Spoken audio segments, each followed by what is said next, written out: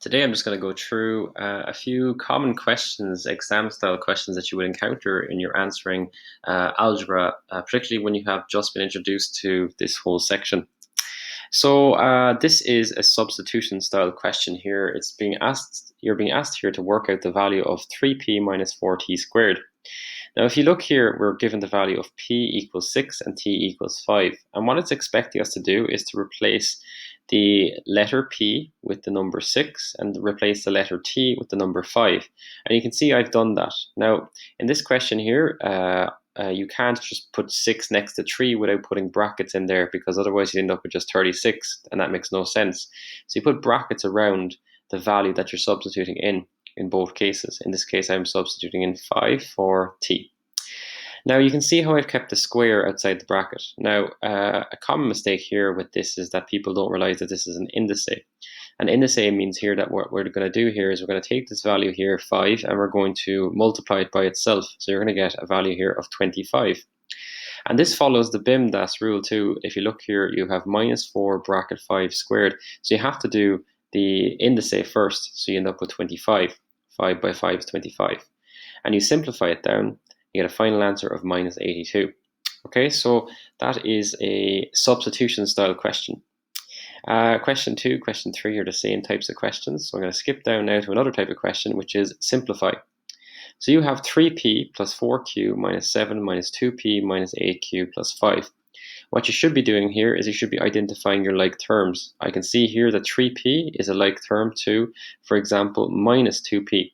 Now some people, when they look at this, they don't see the minus, all they see is 2p, but it's not just 2p, it's minus 2p. 4q is a like term to minus 8q, so you can see that this is underlined here as well. And we have minus 7 and plus 5. You rearrange, so basically you're rearranging the p's together, the q's together, and the numbers together so that it's easier to simplify. 3p minus 2p plus 4q minus 8q minus 7 plus 5. Notice how the signs are not changing. Minus 8q is still minus 8q, minus 7 is still minus 7, plus 5 is still plus 5. You then simplify 3p minus 2p, well, that'll give you 1p. 4q minus 8q, that's minus 4q, and minus 7 plus 2 will give you minus 2. If you don't like subtracting, we'll say negative numbers, then use a calculator. Okay, minus 7 plus 5 is going to give you definitely minus 2. Okay, skipping on to another type of question, well, that's the same sort of thing, and the like term here is going to be 5p squared and 3p squared, so watch for that. They are like terms, whereas 3p and minus 2p are like terms. So this is another type of question where you have two brackets and you have to multiply them. As you can see here, there is nothing outside the brackets, so we have to follow a separate rule for this. What we do is we split the brackets, so we have 2x plus 7 bracket x minus 4. So we put a line through the middle, take out the 2x, multiply that by the second bracket, x minus 4. We take the plus 7 and we multiply that also by x minus 4. Most people, when they multiply these out, are usually pretty good to follow their signs. You multiply the sign by the sign, the number by the number, and the letter by the letter. So we have 2x by x. You can see here it's 2. We could put a 1 in front of that x if we wanted, and that will give you 2. X by x, that will give you x squared, because it's x to the power of 1 and x to the power of 1. You add the indices, x to the power of 2. 2x times minus 4, minus 8x, plus 7 by x, 7x, 7 by minus 4, minus 28. A lot of people will go this far and they will forget the last step, which is to simplify. So it says multiply out and simplify. So when you simplify, the 2x squared stays the same. These two here, though, are like terms. So minus 8x plus 7x will give us minus 1x, or just minus x. And then you have, of course, minus 28.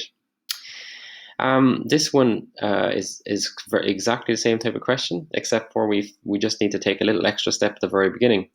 X plus 5 in brackets squared means that we're going to now have to multiply x plus 5 by itself. In other words, x plus 5. You split the brackets as you did in the previous question, and you multiply out and simplify. Okay. The most complicated questions you might encounter here would be, for example, if you look here at this type of question, where there's a longer bracket in the third one, or in the second bracket. But again, same steps. All you have to do here is you have to split the bracket in 2. So I have 2x is going to be split from minus 3. We multiply 2x by the second bracket. We multiply minus 3 by the second bracket as well. You multiply out very carefully to make sure your signs here are correct, and then you simplify. Okay, so that is algebra typical exam questions.